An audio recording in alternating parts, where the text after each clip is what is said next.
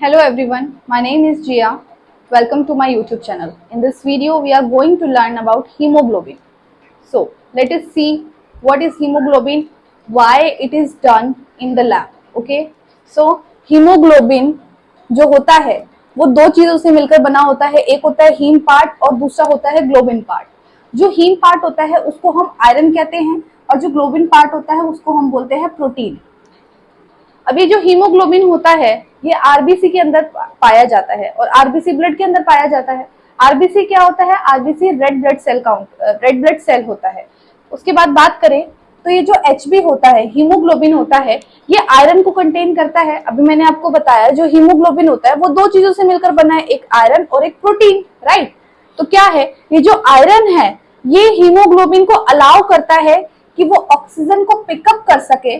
कहाँ से पिकअप करेगा? वो उस एयर में से जिसको हम ब्रीथ कर रहे हैं, मतलब जिसको हमने इनहेल किया, जो हम सांस ले रहे हैं उसके अंदर से जो हीमोग्लोबिन है वो पिकअप करेगा ऑक्सीजन को और उस ऑक्सीजन को डिलीवर करेगा everywhere in the body. Body के सभी पार्ट्स में उस ऑक्सीजन को डिलीवर करेगा. इसका मतलब क्या है कि it carries the oxygen from the lungs to the rest of the body. Okay. एक चीज और होती है हीमोग्लोबिन के बारे में. जो हीमोग्लोबिन होता है वो रिस्पॉन्सिबल होता है रेड ब्लड सेल्स को उसका कलर देने में. अब हमें सबको ही पता है कि रेड ब्लड सेल्स का कलर रेड होता है और ये रेड हीमोग्लोबिन पिगमेंट की वजह से ही होता है. उसके बाद बात की जाए तो एचबी टेस्ट होता क्या है. तो जो एचबी टेस्ट होता है मतलब हीमोग्लोबिन टेस्ट इसलिए किया जाता है ताकि हम पता कर सके कि ब्लड के अंदर एचबी का अमाउंट कितना है और जो उसकी यूनिट रहती है वो होती है ग्राम पर डीएल, दैट मीन डेसीलीटर. उसके बाद बात की जाए तो एचबी टेस्ट करना क्यों जरूरी है, why it is done so.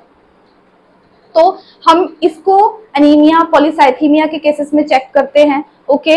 उसके बाद हम मॉनिटर करने के लिए चेक करते हैं कि मान लो कोई पेशेंट है, उसको ट्रीटमेंट दिया जा रहा है अनीमिया या फिर पॉलीसाइथीमिया का, तो उसका ट्रीटमेंट कितने हद तक उसको बेनिफिशियल रहा, उसके लिए भी हम एचबी टेस्ट करते हैं.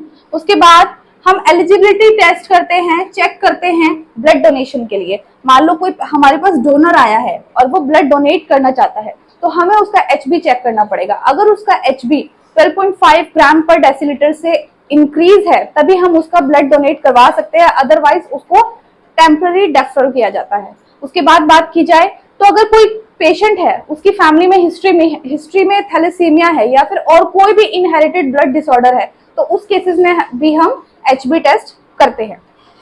उसके बाद अगर मान लो कोई इंजरी हो गई है, कोई एक्सीडेंट हो गया या फिर कोई सर्जरी के दौरान ब्लड बहुत ज्यादा लॉस हो गया है तो उसके लिए भी हम एचबी एस्टिमेशन करते हैं. उसके बाद क्या होता है, अब क्योंकि बार बार हम अनीमिया की बात कर रहे हैं तो उसके सिम्टम्स भी देख लेते हैं कि अनीमिया के सिम्टम्स बॉडी के अंदर क्या रहते हैं. तो जब अगर पेशेंट अनीमिया से सफर करता है तो उसके अंदर वीकनेस तो आएगी क्योंकि ब्लड बहुत ज्यादा कम रहता है उसके अंदर, और वीकनेस आएगी तो उसकी वजह से डिजीनेस भी होगा. डिजीनेस का मतलब क्या होता है, थोड़ा थोड़ा धीरे धीरे चक्कर से आते रहते हैं ना, तो वो डिजीनेस कहलाती है. उसके बाद पेल स्किन हो जाती है, थोड़ा सा पीलापन आ जाता है हमारी स्किन के ऊपर. उसके बाद हाथ और पैर थोड़े से ठंडे पड़ने लगते हैं. ओके. लैक ऑफ एनर्जी रहती है, थोड़ा सा डाउन फील करता है इंसान. शॉर्टनेस ऑफ ब्रीथ होती है, सांस लेने में थोड़ी सी दिक्कत रहती है. इरेगुलर हार्ट बीट रहती है, हार्ट रेट थोड़ा सा इरेगुलर रहता है. तो ये तो बात हो गई सिम्टम्स ऑफ अनीमिया की. अब बात करते हैं कि एचबी की नॉर्मल रेंजेस क्या है. अब देखिए जो एचबी की नॉर्मल रेंज होती है वो हर एक एज और जेंडर के ऊपर वेरी करती है कि एज ग्रुप क्या है और जेंडर क्या है. जैसे कि छोटे बच्चे के अंदर एचबी ज्यादा होगा, बड़े के अंदर थोड़ा सा उससे कम हो जाएगा, और जब हम थोड़ी तरफ ओल्ड एज की तरफ जाते हैं तो थोड़ा सा मॉडरेट हो जाता है. उसी हिसाब से फीमेल के अंदर एचपी कम रहता है और मेल के अंदर एचपी ज्यादा रहता है. तो इसी हिसाब से मैं बोल रही हूँ कि जो नॉर्मल रेंज है एचपी की वो डिपेंड होती है एज और जेंडर के ऊपर. ओके. तो बात करते हैं कि जो नॉर्मल रेंज है एचबी की वो अडल्ट मेल में कितनी होती है. नॉर्मल रेंज एचबी की अडल्ट मेल के अंदर होती है 13.5 ग्राम से लेकर 17.5 ग्राम पर डेसीलीटर. उसके बाद बात करें तो फीमेल के अंदर कितनी होती है, 12 से 16 ग्राम पर डेसीलीटर. अब यही आप देख सकते हैं कि एक अडल्ट मेल है और उसके अंदर कितना है एचबी, 13.5 टू 17.5, और उसके कंपैरेटिवली फीमेल के अंदर कितना है, 12 से 16 ग्राम पर डेसीलीटर, राइट. तो यहीं से पता लगता है कि जो एचबी होता है वो जेंडर के ऊपर भी वेरी करता है. फीमेल के अंदर एचबी थोड़ा सा कम रहता है और मेल के उसके अंदर ज्यादा होता है फीमेल के कंपैरेटिवली। उसके बाद बात की जाए तो जो न्यू बॉर्न बेबी होता है, जो जन्म जिसका अभी अभी हुआ होता है, न्यू बॉर्न बेबी जो होता है, जो उसके अंदर एचबी होता है वो 17 से 22 ग्राम पर डेसीलीटर रहता है। और जैसे ही वो बच्चा एक वीक का हो जाता है, एक सप्ताह का हो जाता है, तो उसके अंदर एचबी 15 से 20 ग्राम पर डेसीलीटर हो जाता है, मतलब कम होना शुरू होता है। उसके बाद जैसे ही वो बच्चा एक मंथ का होता है, उसके अंदर 11 से 15 ग्राम पर डेसीलीटर एचबी रह जाता है। उसके बाद बात करते हैं, अगर बच्चा 1 साल का हो जाता है तो उसके अंदर जो एचबी है वो 11 से 13 ग्राम पर डेसीलीटर हो रहा है। तो क्या बात हो रही है यहाँ पर कि एक बच्चे का जन्म हुआ तो उसके अंदर क्या था, एचबी इंक्रीज था, कितना था, 17 से 22। और जैसे ही वो बच्चा एक हफ्ते का होता है तो वो 15 से 20 रह गया, और एक महीने के बाद वो 11 से 15 रह गया, और एक साल के बाद वो 11 से 13 आ गया। ठीक है, तो इस हिसाब से जब बच्चे का जन्म होता है तो एचबी बहुत ज्यादा रहता है, और धीरे धीरे उसकी एज के साथ साथ एचबी धीरे धीरे रिड्यूस होता जाता है। उसके बाद बात करें तो मेन आफ्टर मिडल एज, एक मिडल एज के बाद, मतलब कि हम बोल सकते हैं ओल्ड एज में जाकर, तो क्या रहता है उसमें मेन में जो एचबी होता है थोड़ा सा कम हो जाता है। वो कितना रहता है, 12.4 टू 14.9 ग्राम पर डेसीलीटर। और अगर फीमेल की बात करें तो उनके अंदर आ जाता है 11.7 टू 13.8 ग्राम पर डेसीलीटर। तो एचबी मार्केट के अंदर 80 से 100 रुपए के बीच में कर दिया जाता है। ठीक है, और अगर बात करें तो इसके अंदर सैंपल कौन सा चाहिए होता है, तो इसके अंदर हमें वेन ब्लड सैंपल चाहिए होता है।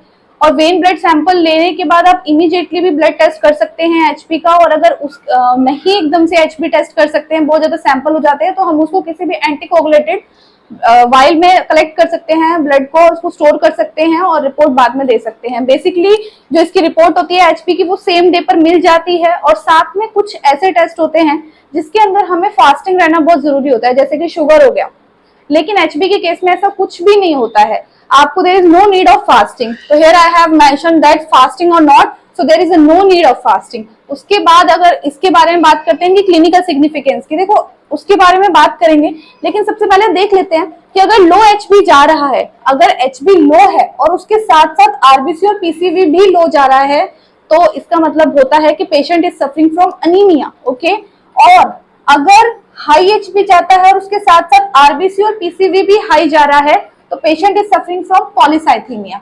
ओके, उसके बाद बात करते हैं इसकी क्लिनिकल सिग्निफिकेंसेस की।